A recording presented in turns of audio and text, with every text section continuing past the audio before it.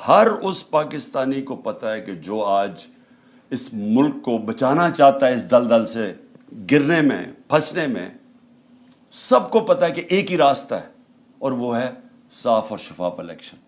تو ہم نے یہ بھی امید لگائی کہ یہ ملک میں صاف اور شفاف الیکشن کی طرف چلے جائیں گے، اور ایک دفعہ ہم اپنی گورنمنٹس ڈیزالو کریں۔ اور میں پھر سے لوگوں کو یاد کرانا چاہتا ہوں، ان ساروں کی پی ایم ایل لیڈرز کی سب کی سٹیٹمنٹس ہیں کہ اگر آپ الیکشن چاہتے ہو تو اپنی گورنمنٹس کرائیں۔ ان سب نے، ان کے بڑے بڑے لیڈرز نے، سب نے یہ سٹیٹمنٹس دی۔ بلکہ جنرل باجوہ سے جب میری 2 میٹنگز ہوئی تو اس نے بھی یہ کہا کہ اپنی گورنمنٹس ڈیزالو کریں اور پھر الیکشنز کی طرف چلا جائے گا ملک، کیونکہ ہم تو کہہ رہے تھے ملک کو بچانے کے لیے الیکشن چاہیے۔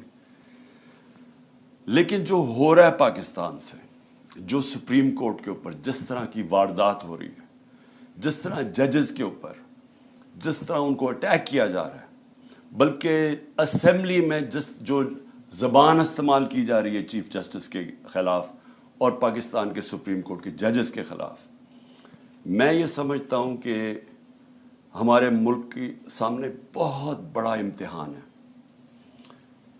کیونکہ جو مافیا ہے، اور میں ان کو پولیٹیشنز نہیں کہتا، میں 30 سال سے زیادہ ان کا مقابلہ کر رہا ہوں۔ پولیٹیشنز ایسی حرکتیں نہیں کرتے جو یہ کرتے ہیں۔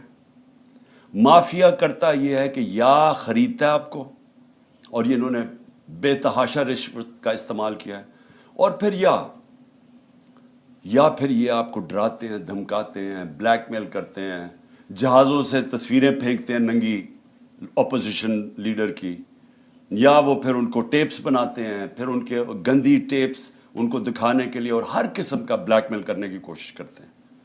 تو یہ مافیاز کرتے ہیں، یہ پولیٹیشنز نہیں کرتے۔ تو انہوں نے ابھی اسمبلی میں اب پھر ایک اور نیب امینڈمنٹ آ رہی ہے، اور امینڈمنٹ نیب یہ کیوں آ رہی ہے؟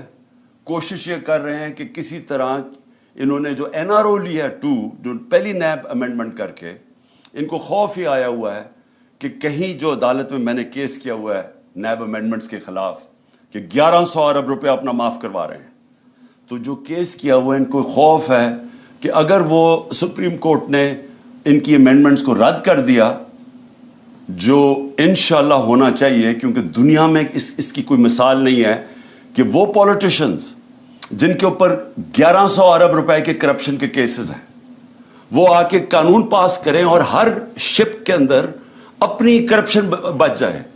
اس کی کوئی دنیا میں مثال نہیں ہے۔ یہ کہیں بھی دنیا کے اندر یہ قانون کے سامنے یہ رد کیا جائے گا۔ کیوں کیا جائے گا؟ سمپلی اس وجہ سے کہ پبلک کا کرپشن ہوتا ہے، پبلک کا پیسہ چوری کرنا۔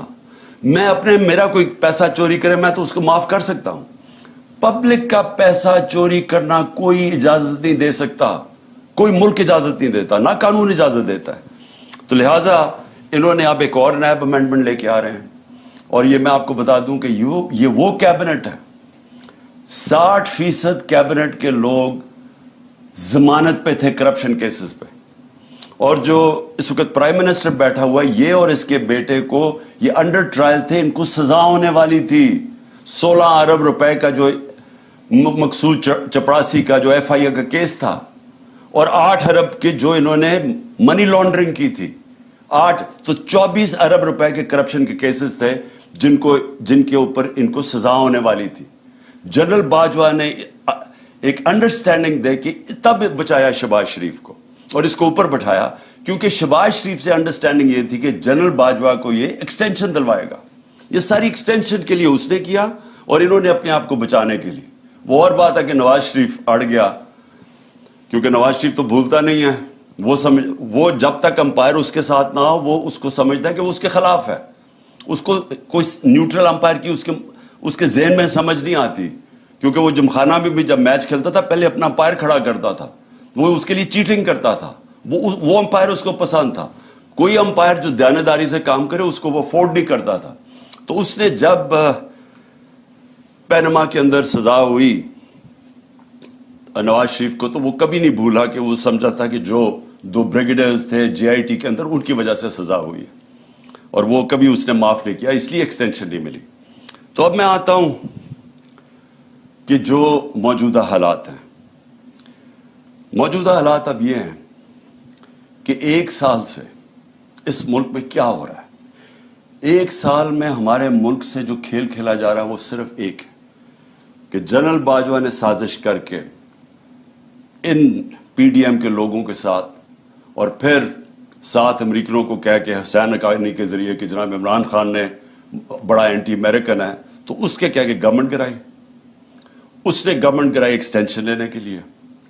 ان کو این آر او دلوایا اس نے, اور وہ این آر او جب مل گیا تو ان کا سب سے بڑا خوف اب یہ تھا کہ یہ پہلے پیسہ چوری کرو, اب پیسہ چوری کو بچاؤ, اور خطرہ یہ ہے کہ کسی طرح عمران خان اب واپس نہ آ جائے, کیونکہ یہ اتنی مشکلوں سے انہوں نے این آر او لیا تو ان کو خطرہ تھا کہ پیسہ پکڑا جائے گا.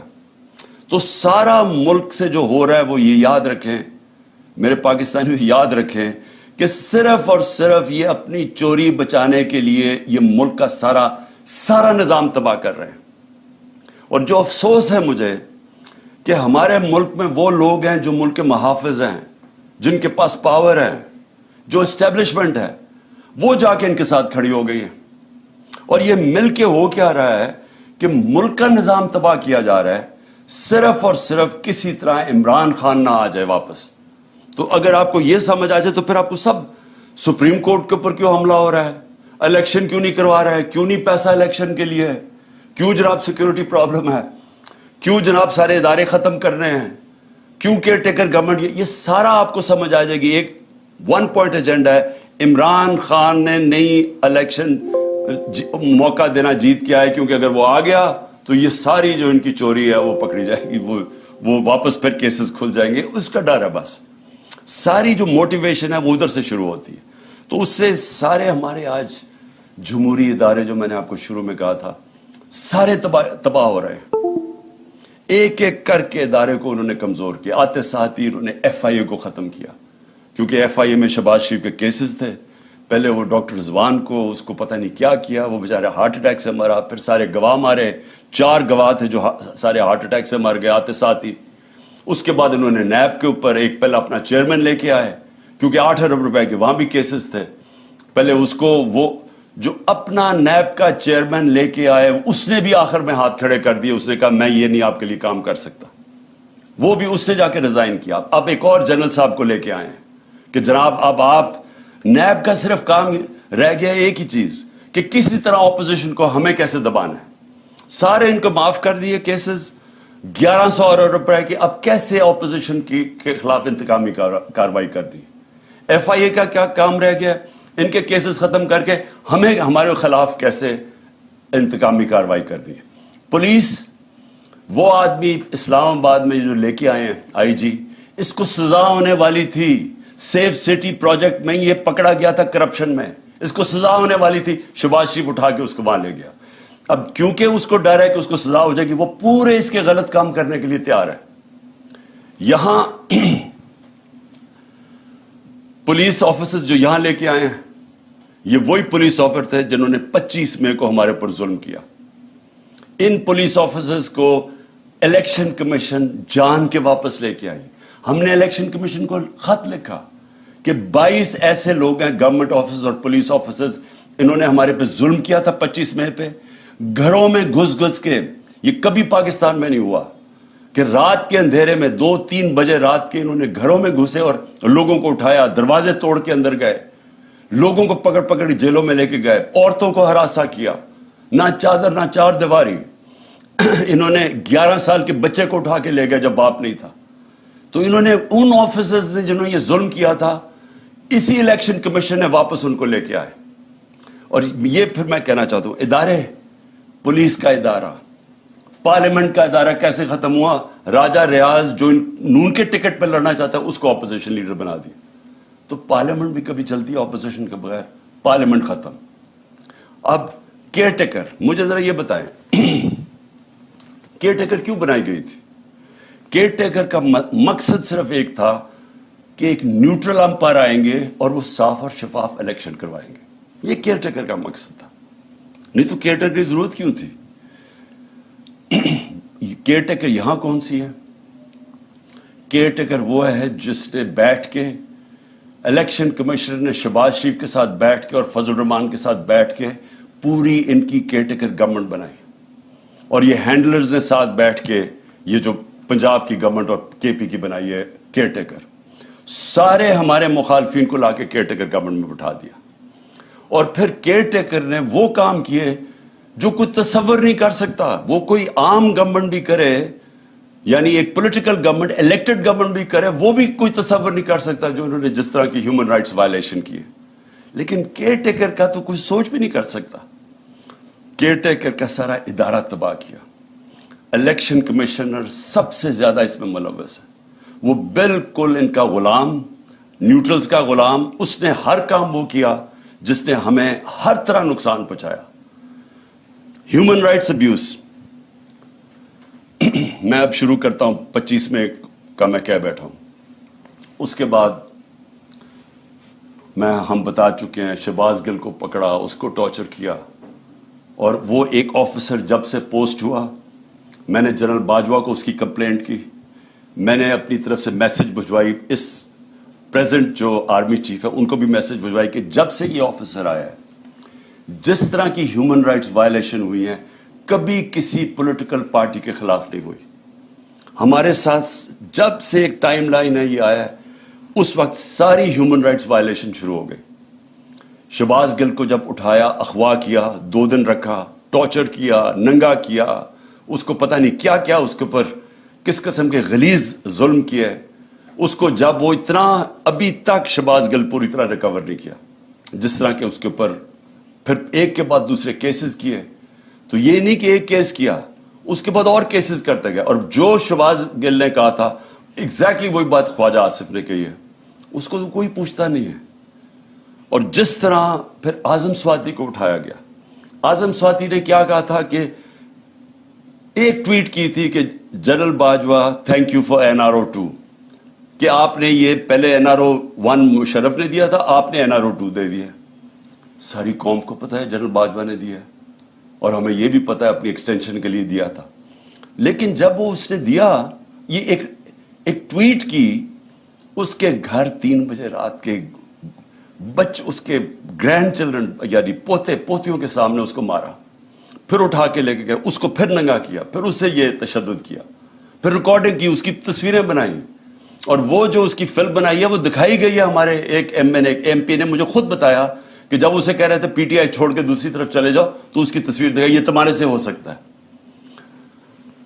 और यहां रुके नहीं, सोशल मीडिया के लोगों को पकड़ा, कईयों को पता ही नहीं था, कोई जो ट्वीट करता था, जो लगता था कि वो PTI क्या, उसको पकड़ लेता था, उनको इसी तरह तशद्दुद किया। वो जमील फारूकी एंकर, उसको पकड़ लिया, उसको नंगा किया। और उसके बाद जो अरशद शरीफ से हुआ, जिस तरह वो मुल्क से किया, कौन किन लोगों ने धमकियां दी, वो सबके सामने है। तो ये सारा हुआ जब से एक ऑफिसर आया और उसको यहां पोस्ट किया। मैं नाम इसलिए नहीं रहा कि वो सेंसर हो जाएगा सब कुछ, लेकिन तब से एक पूरी टाइम लाइन है कि जुल्म होने शुरू हुए। लेकिन अब मैं आता हूं कि जो 8 मार्च को हुआ, मैं इसलिए आपको सबको कह रहा हूं कि ये सारा कुछ हो रहा है एक मकसद के लिए। मकसद ये है कि किसी ना किसी तरह ये जो ऊपर बैठा दिए चोर, इनका है कि अपनी करप्शन बच जाए, और जिन्होंने इनको बिठाया उनका है कि इन सब का एक चीज कॉमन है, इमरान खान ने नहीं आना, उसके ऊपर कांटा डाला हुआ है। अब उसको रोकने के लिए ये सारी हरकतें हो रही है। ये जो ह्यूमन राइट्स वायलेशन हो रही है, ये सिर्फ एक मकसद के लिए। ये मुझे जो कत्ल करने की कोशिश की, वो इसलिए थी कि PTI की पॉपुलैरिटी बढ़ती जा रही थी, मकबूलियत अवाम में बढ़ती जा रही है। अल्लाह का करम है, लोगों के दिल अल्लाह मोड़ता है। तो वो जितनी ऊपर जा रही थी, और बाई इलेक्शन में 37 में से 30 हम जीत गए, तो उस वक्त इन्होंने प्लान किया मुझे मरवाने का, दीनी इंतहा पसंद के लिए। मुझे पता है कौन है बीच में, मुझे पता है वो ऑफिसर इस पे पूरी तरह मुलव्वस था, मुझे पहले से पता था। मैंने बार बार आपको कहा, मैंने 6 हफ्ते पहले बता दिया था कि इन्होंने क्या करना है। उसके बाद इन्होंने वो अटेम्प्ट किया, अल्लाह ने बचा लिया। फिर सारी एविडेंस इन्होंने खत्म की, JIT के जितनी भी JIT को सैबोटाज किया।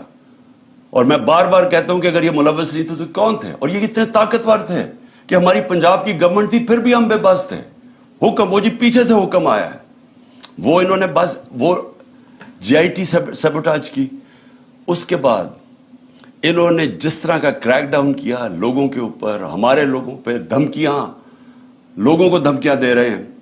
اور پھر 8 مارچ کو جب ہم نے شروع کی اپنی کیمپین, جب سپریم کورٹ نے اناؤنس کر دیا 30 اپریل کو الیکشن, اس کے بعد ہمارے پاس ایویڈنس ہے, عدالت میں ہم جا چکے ہیں, ضلع شاہ کیس میں عدالت میں ہم جا چکے ہیں. انہوں نے بالکل غیر قانونی طور کے اوپر ہمیں دفعہ 144 لگائی. ہمارے پاس ساری ایویڈنس ہے. اب یہ عدالت میں اب کیس چلا گیا. پہلے غلط ایویڈنس لگائی, غلط قانون اس کے اوپر لگایا, وہ لگ ہی نہیں سکتا تھا 144. اس کے بعد انہوں نے ہمارے اوپر مار دھاڑ کی.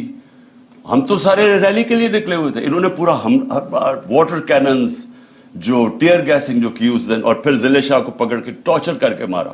پھر جھوٹ بولا, پہلے کہا قتل ہوا ہے, پھر جھوٹ بولا کہ نہیں ایکسیڈنٹ ہوا ہے. جو پوسٹ مارٹم رپورٹ آئی اس میں 26 جگہ اس کو ٹارچر کیا گیا تھا, اور یہ انڈینائبل رپورٹ ہے. اس رپورٹ یہ سب کے سامنے, یہ سوشل میڈیا پہ چل گئی ہے کہ کس طرح اس کے اوپر تشدد کر کے پھر اس کو سڑک کے کنارے پھینک گئے. تو اس کا بھی میرے اوپر کیس ڈال دیا کہ پہلے شروع میں کہ میرے 302 پہ لگا دیا کہ میں نے قتل کیا اس کو. لیکن اس کے بعد جو انہوں نے 14 کو کیا, اب ہم نے عدالت میں اب اس کا کیس کیا, ہمارے پاس اب ساری ایویڈنس ہے. کیسے انہوں نے پہلے ایک ڈی آئی جی کو لے کے آئے, جبکہ ایک انسپیکٹر کا کام تھا وارنٹ ایشو کرنا. پہلے تو وارنٹ ایشو کرنی چاہیے تھی ان کو, بنی گالا, اس کی پوری پروسیجر ہے. اور پھر سے وارنٹ کیا تھی کہ میں نے وہ صرف عدالت میں پیش ہونا تھا 18 تاریخ کو. میں پہلے سے ہی کہہ رہا ہوں کہ میں عدالت میں پیش رہا ہوں, اس کے باوجود وہ وارنٹ ایک بجائے انسپیکٹر لانے کے ڈی آئی جی لے آیا. ہمیں تب ہی لگا, پھر 1000 پولیس جمع ہو گئی یہاں, پھر یہاں ٹیئر گیسنگ شروع ہو گئی. میں نے اپنے وکیلوں کو بلایا. میں آپ کو واضح کر دوں کہ میں نے وکیلوں کو کہا اگر میں نے کوئی قانون توڑا ہے, اگر قانون, کیوں میں رول آف لا میں بلیو کرتا ہوں, انصاف کی تحریک ہے ہماری, میں نے کہا اگر کوئی میں نے غلطی کیا میں تیار ہوں. سارے میرے وکیلوں نے کہا کہ بالکل غلط کر رہے ہیں, اور انہوں نے کہا کہ میکسیمم اس میں یہ ہے کہ آپ ایک شیورٹی بانڈ دیں. میں نے لاہور ہائی کورٹ کے جو پریزیڈنٹ ہیں اشتیاق خان, میں نے ان کو شیورٹی بانڈ دیا کہ جائیں ان کو پولیس کو دیں. اور اس کے بعد قانون یہ کہتا ہے, جو سیکشن 75 ہے کرمنل پروسیجر کوڈ کا, وہ واضح ہے کہ ایک دفعہ آپ کو شیورٹی بانڈ دینے, آپ کو کوئی نہیں پکڑ سکتا, آپ کو ریسٹ نہیں کر سکتے, کیونکہ عدالت میں تو پیش ہونا تھا. میں نے جان کے سی سی پی او نے وہ شیورٹی بانڈ نہیں لیا. ادھر سے سب کو یہاں پتا چل گیا کہ ان کی نیت خراب ہے. سب کو پتا تھا جس طرح انہوں نے ضلع شاہ کو اٹھا کے قتل کیا. ایک انہی لوگوں نے میرے اوپر واردات کی, یہ جو قتل کرنے کی یہی لوگوں نے کی, اور سب نے یہاں کہا کہ آپ کو بالکل ان کو ہم اریسٹ نہیں ہونے دیں گے, آپ قتل کر دیں گے آپ کو. یہ اسیسینیشن اٹیمپٹ ہے, یہ اغوا کر کے قتل کریں گے آپ کو. اس لیے یہاں پھر لوگ کھڑے ہو گئے. تو اس کے بعد عدالت میں گیا. High court, Lahore high court نے واضح کیا کہ میرے گھر کے اوپر یہ اٹیک نہیں کر سکتے.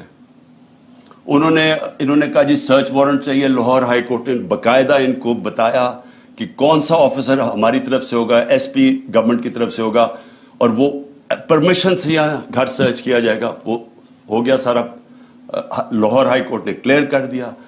انسٹرکشنز دی کہ آپ نے گھر پہ کسی قسم کا اٹیک نہیں کرنا. میں جاتا ہوں 18 کی صبح اسلام آباد, گھر پہ دعویٰ بول دیتے ہیں. میں جب وہاں پہنچ تو پتہ چلتا ہے میرے گھر پہ اٹیک کر دیا. لاہور ہائی کورٹ کے فیصلے کو انہوں نے مسترد کیا پولیس نے.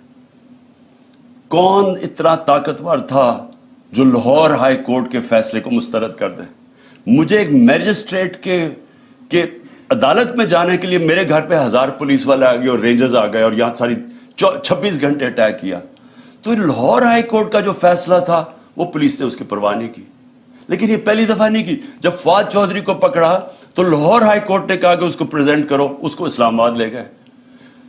علی امین کو وہ اسلام آباد ہائی کورٹ اس کو دیتا ہے کہ اس کو بیل دیتا ہے, اس کو پکڑ کے بکھر لے جاتے ہیں. حسان نیازی وہ نکلتا ہے وہاں سے بیل لے کے عدالت سے, اس کو پکڑ کوئی اور کیس لگا کے اس کو اٹھا کے پہلے ادھر لے جاتے ہیں کوئٹہ, پھر اس کو لے جاتے ہیں کراچی لے جاتے ہیں, پھر اس کو پشاور لے جاتے ہیں. تو یہ قانون یہاں تو ہے ختم ہی ہو گیا. میں اس لیے کہہ رہا ہوں کہ صرف سپریم کورٹ دھاگے سے لٹک رہی ہے ہماری جمہوریت اور رول آف لا. کوئی کسی کو فکر نہیں ہے یہاں کہ جو عدالت کا بھی فیصلہ ہے, کیونکہ کوئی اوپر سے آرڈر آتا ہے کہ وہ عدالتوں سے بھی اوپر ہے, پولیس بھی نہیں کسی کی سنتی, کوئی سارے ایک دم چپ کر کے بیٹھ جاتے ہیں.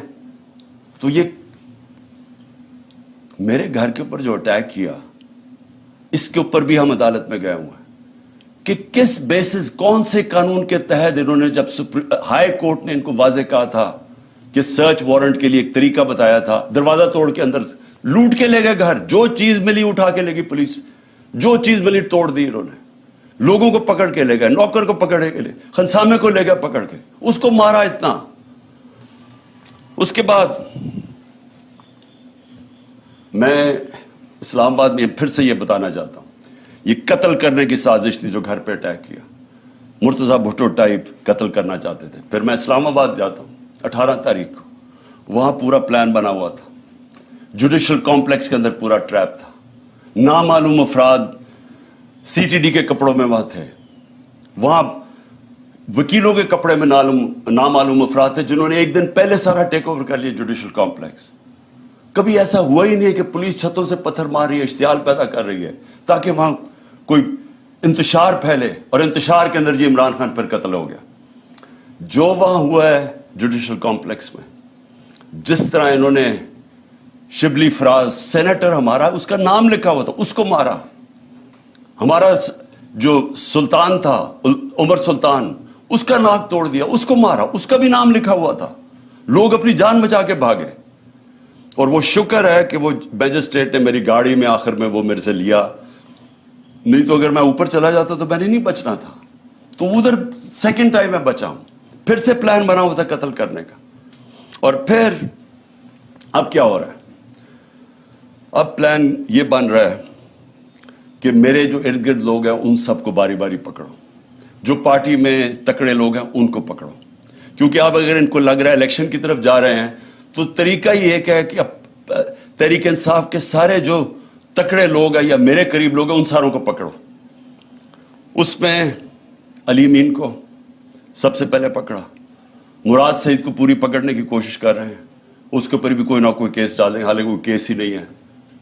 میرے اوپر جو کیسز ہیں, میں ذرا سامنے 2 کیسز ہی انہوں نے بنائے ہوئے تھے, باقی تو سارے دہشت گردی کے کیس ہیں یا یہ جس طرح ذل شاہ کے قتل کے کیس, اس طرح کے کیسز ہیں. 2 کیسز تھے. ایک کیس تھا میرے اوپر فورن فنڈنگ کا, وہ اسلام آباد ہائی کورٹ میں فورن فنڈنگ کا کیس ختم ہو گیا, اور جج نے کہا جناب یہ کیس ہی نہیں ہے کہ عمران خان نے کیسے, یعنی جو پہلے تو فورن فنڈنگ نہیں تھا, پروہیبٹڈ فنڈنگ ہو گئی تھی, فورن فنڈنگ تو اب نکلی نہیں ہے. وہ کہہ رہے کہ عمران خان نے کیسے اس میں کچھ کیا ہے, وہ ختم ہو گیا کیس.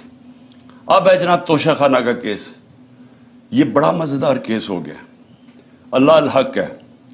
یہ کیس کیا ہے کہ عمران خان نے کوئی اپنی گھڑی بیچ دی تھی. اصل میں تو یہ ہے نا, پیسے دے کے ہمیں 50% دے کے آپ جو بھی تحفہ رکھ سکتے ہیں, اپنی گھڑی بیچ دی تھی. یہ سارا کیس ہے. اب اس میں پتہ کیا چلا ہے, پتہ یہ چلا ہے کہ نواز شریف نے 10 سال ایک چوری کی گاڑی چلائی, توشہ خانہ کی گاڑی اس نے ڈکلیئر کیے بغیر گھر میں رکھی 10 سال. جب یوسف رضا گیلانی, جب مشرف کے دور ڈرا ہوا تھا کہ پتہ چل جائے گا چوری کی گاڑی ہے, جب یوسف رضا آیا تو تب کہا کہ اس کو لیگلائز کرو, اس کے پھر پیسے دیے تھوڑے سے. لیکن قانون یہ ہے کہ آپ توشہ خانہ سے گاڑی نہیں لے سکتے. پتہ چلا کہ آصف زرداری کی 3 گاڑیاں ہیں, 3 گاڑیاں اس نے توشہ خانہ سے نکالی ہیں. وہ بھی کوئی کسی کو بھی نہیں آیا کہ 3 گاڑیاں آپ نے جو آپ نے چوری کی ہیں. لیکن ایک اور بھی چیز نکل آئی ہے. اب یہ پتہ چلا ہے کہ مریم نے بھی ایک توشہ خانہ کی گاڑی ڈکلیئر نہیں کی, اور وہ بھی کوئی 2 کروڑ روپے کی بعد میں بیچ دی چلا کے. یہ ساری چوریاں ہیں, اس کے اوپر کوئی کمپرومائز نہیں ہے. یعنی آپ یہ نہیں کہہ سکتے کہ اتنی کی تھے تو میں نے اتنی کی بیچی. توشہ خانہ سے گاڑی آپ نہیں نکال سکتے, اور پتہ چلا کہ ان تینوں نے گاڑیاں نکالی ہیں. تو یہ چوری ہے, تو خیر وہ بھی سامنے آ گیا. لیکن جو میں اب کہنا چاہتا ہوں آخر میں آج میرے مقصد یہ جو آپ کی ٹاک کا وہ یہ ہے کہ اب اگلا فیز شروع ہو رہا ہے. فیز یہ ہے کہ عمران خان کے ارد گرد لوگوں کو پکڑو, پی ٹی آئی کے مین لوگوں کو اس وقت کیسز کرو اور ان کو پکڑو کہ اگر الیکشن ہونا ہی ہے تو ان کی پارٹی کو بالکل کمزور کر دو, یعنی یہ کیسز میں الجھائے رہے, جیلوں میں چلے جائیں اور اس کے بعد الیکشن کروا دو. جس طرح انہوں نے کراچی کے اندر ایک لوکل گورنمنٹ کا الیکشن کروایا تھا, لوگوں کو اٹھا لیا, کیسز کر دیے, دھاندلی کی, لو ٹرن آؤٹ کے اوپر. یہ پیپلز پارٹی جس کا ووٹ بینک ہی نہیں ہے کراچی میں, وہ جیت جاتی ہے. یہی ان کا پلان بنا ہوا ہے. اب تک علی مین کو, اس کے بعد انہوں نے افتخار گمن, وہ میرے سیکیورٹی کے چیف تھے, اس کو اٹھا لیا.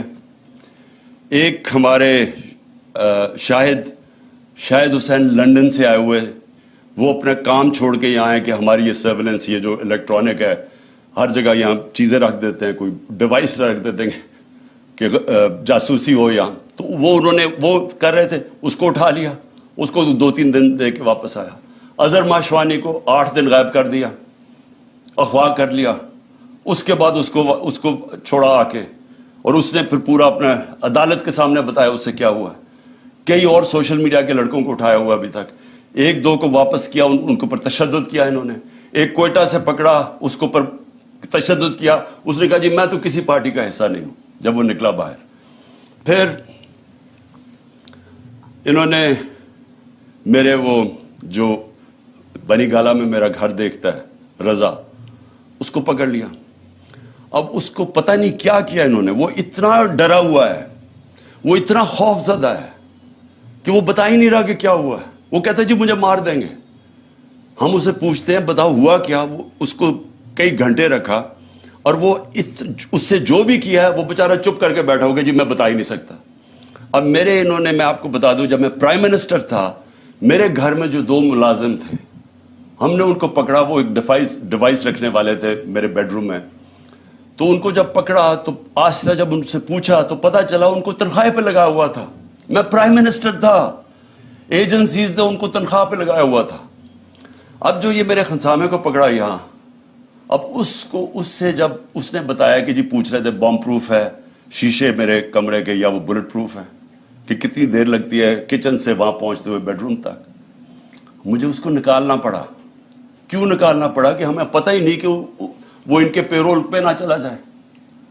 اسی طرح مجھے یہ نہیں پتا کہ میں اس سے کیا کروں, کیونکہ وہ بتا ہی نہیں رہا اسے کیا کیا ہے. تو جس سے پکڑتے ہیں اس سے پھر آفر کرتے ہیں, پیسے آفر کرتے ہیں, ہو سکتا ہے اس کو بھی انہوں نے اپنے ساتھ ملا لیا ہو. تو میرا سوال یہ ہے کہ یہ اگر سمجھ رہے ہیں کہ اسی طرح کر کے ہم چپ کر کے بیٹھے رہیں گے. میں آج جو ساری میری ٹاک وہ یہ تھی کہ میں نے ساری اپنی قوم کو آج بھی, اور میں تیار کر رہا ہوں, کال دے رہا ہوں اپنی پارٹی کو, اپنی قوم کو, کہ ہم نے اب سب نے پرامن احتجاج کی تیاری کرنی ہے عید کے بعد. انہوں نے 27ویں کے بعد پلان کیا ہوا اور پکڑ دھکڑ کرنا. یہ ان کی کوشش یہ ہے کہ زبان کے پاک کے اوپر بھی ایک اور واردات ہو. یہ ان کا پلان بنا ہوا ہے, اور یہی ان کی کوشش یہ ہے کہ اتنا خوف, اتنا ڈرا دیں لوگوں کو کہ ہم چپ کر کے قبول کر لیں, یا ہم ڈر کے پیچھے ہٹ جائیں, یا ہم چپ کر کے بیٹھ جائیں, تاکہ اگر انہوں نے الیکشن کروانے بھی پڑے تو اتنا دبا کے تحریک انصاف کو دبا دو کہ وہ الیکشن ہی لڑ سکے. اور کیئر ٹیکر گورنمنٹ, جس کا صرف, پھر سے میں بتا دوں, کیئر ٹیکر کا کام صرف ایک ہے, الیکشن کروانا. وہ کیئر ٹیکر جو کر رہی ہے, کبھی یعنی نون لیگ کا ابھی تک کوئی نہیں پکڑا انہوں نے. سارے پی ٹی آئی کے پکڑے, 3000 ورکر پکڑ لیے, کوئی نون لیگ کا نہیں ہے. تو اور ان کے لیے پورے الیکشن کیمپین بھی, ہر طرح کی مدد ہے ان کے لیے, اور ہمیں دبا رہے ہیں. کبھی ایسی بھی کیئر ٹیکر گورنمنٹ ہوئی ہے؟ تو ان کی ساری کوشش جو ہے, میں آج اپنی قوم کو اب کہہ رہا ہوں کہ ہم نے یہ چپ کر کے بھیڑ بکریوں کی طرح یہ قبول نہیں کرنا یہ جو ظلم ہو رہا ہے. میں اپنے سارے کارکنوں کو کہہ رہا ہوں تیاری کریں. میں ہر لیول پہ لوگوں کو کہہ رہا ہوں آپ تیاری کریں. ہمیں پرامن احتجاج کرنا پڑے گا. ہم یہ چپ کر کے یہ جو ظلم اب آگے کرنے بھی جا رہے ہیں, ہم یہ سہنے نہیں لگے. اور اگر میں ان کو آخر میں ایک پیغام دینا چاہتا ہوں کہ اگر آپ کا خیال ہے کہ ان حربوں سے آپ ان چوروں کو ہمیں قبول کروا دیں گے, کہ آپ اگر یہ سمجھتے ہیں کہ ہم ان کو ایکسیپٹ کر لیں گے, یہ جو این آر او کے چور بیٹھے ہوئے ہیں اوپر, آپ کو نہ تاریخ کا پتہ ہے, نہ آپ کو سیاست کا پتہ ہے. نہ آپ کو پتا ہے کہ پبلک جب ایک طرف کھڑی ہو جائے تو یہ حربے کامیاب نہیں ہوتے. اگر یہ خوف جو پھیلا رہے ہیں، 1 سال سے خوف پیدا کر رہے ہیں کہ جی ہم یہ کر دیں گے، ہم وہ کر دیں گے، کاٹا ڈال دیا عمران خان کے اوپر، آپ جیت ہی نہیں سکتے، ہر کو ہمارے لوگوں کو ڈیمورلائز کرتے جو بھی. اگر اس سے فرق پڑنا ہوتا تو آج اتنی لائنیں نہ لگی ہوتی تحریک انصاف کا ٹکٹ لینے کے لیے. میرے پاس ٹائم ہی نہیں ہے، اتنے زیادہ لوگ ہیں جو پی ٹی آئی کا ٹکٹ لینا چاہتے ہیں. کوئی اس سے فرق نہیں پڑ رہا. قوم کو پتہ ہے، جو الیکشن لڑنے والا ہے اسے پتہ ہے کہ نیچے جو وہ جا رہا ہے حلقوں کے اندر، وہاں صرف اسے پی ٹی آئی کی بات کر رہے ہیں لوگ. وہ لوگ اب اگر اس سے لوگ ڈر جاتے تو بھی ہمارے پاس تو کینڈیڈیٹ ہی نہیں ہونے چاہیے تھے. ہمارے پاس تو ایک ایک حلقے پر کینڈیڈیٹس اتنے آ گئے ہیں، ہمیں تو سب سے بڑا مشکل یہ پڑا ہوا ہے کہ ہم ٹکٹ دیں کس کو. تو اس سے کوئی کامیاب صرف ایک ہو رہا ہے، ملک میں نفرتیں پھیل رہی ہیں، ادارے اور قوم کے بیچ میں فاصلے بڑھ رہے ہیں. میں اس لیے اپنی قوم کی خاطر آج کہہ رہا ہوں کہ اس قوم کو بچانے کے لیے خدا کے واسطے ابھی بھی ہوش کے ناخن ہو. اس وقت بھی ٹائم ہے، سوچ لیں کہ اس قوم کو بچائیں جس طرف جا رہے ہیں. یہ اس طرح جس طرح ہم ابھی جا رہے ہیں، معیشت تباہ ہو گئی ہے، وہ تو ٹھیک ہو ہی نہیں سکتی جب تک الیکشن نہ ہو. اور جس طرح یہ نفرتیں پھیل رہی ہیں، یہ تو کسی وقت بھی کچھ ہو سکتا ہے پاکستان میں. اس لیے میں آج بھی کہہ رہا ہوں کہ سارے جو اس ملک میں جمہوریت چاہتے ہیں، پہلے تو سارے سپریم کورٹ کے ساتھ کھڑے ہوں، کیونکہ سپریم کورٹ ایک ہی چیز ہے جو ہمیں بچا رہی ہے ہماری جمہوریت کو آج.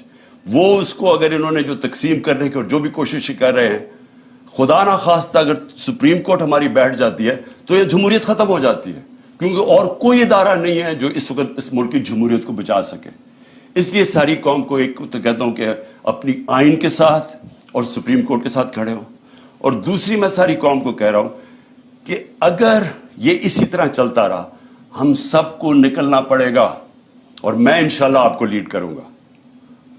پاکستان پائندہ باد.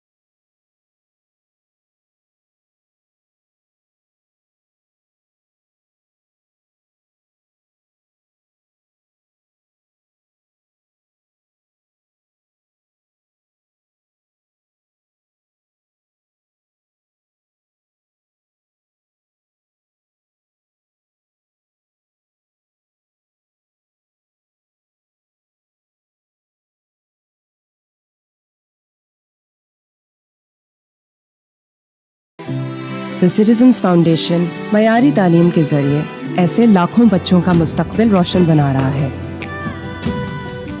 اس سفر میں TCF کا ساتھ دیں اور بدلیں لاکھوں زندگیاں۔